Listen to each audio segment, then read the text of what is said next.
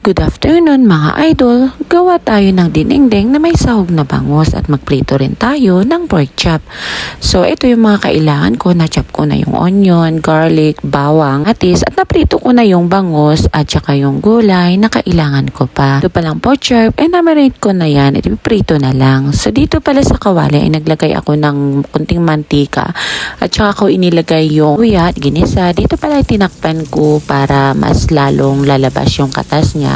At saka ko inilagay yung bawang, sibuyas at ginasa ko ng konti bago ko inilagay yung kamatis. Ito ay tinakpan ko din para mas lalong maluto at lalabas yung katas ng kamatis bago ako naglagay ng bagoong. Dito mga idol, pag bagoong hindi ako muna siya hinahalo-halo, kaya yung tinakpan ko para hindi siya mag-amoy masyado na bagoong.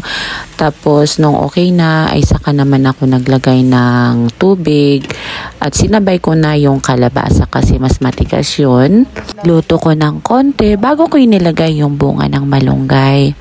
Yung pansahog para mas lumasa yung sabaw ay nilagay ko na rin siya. Pinakulaan ko lang nung halfway na naluto yung bunga ng malunggay. Saka ko naman inilagay yung iba pang mga gulay except yung bunga ng ampalaya. At dito pala mga idol, hindi ko na yan hinalo-halo yung mga gulay pagkalagay ko. So, tinakpan ko na lang hanggang maluto yung mga gulay. Saka ko naman inilagay itong ampalaya. So, eto na, luto na ang ating simpleng dinengdeng at saka pritong pork chop. So, ready na ang ating hapunan mga idol.